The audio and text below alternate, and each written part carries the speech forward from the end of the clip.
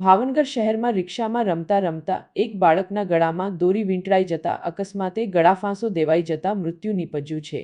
ભાવનગર શહેરમાં માતા પિતા લાલબત્તી સમાન આ કિસ્સો શહેરના સુભાષનગર વિસ્તારમાં વર્ષા સોસાયટીમાં બનવા પામ્યો છે।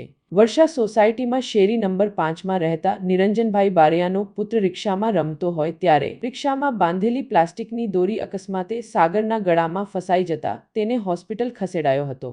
જો કે તબીબે તેને તપાસીને મૃત જાહેર કર્યો હતો।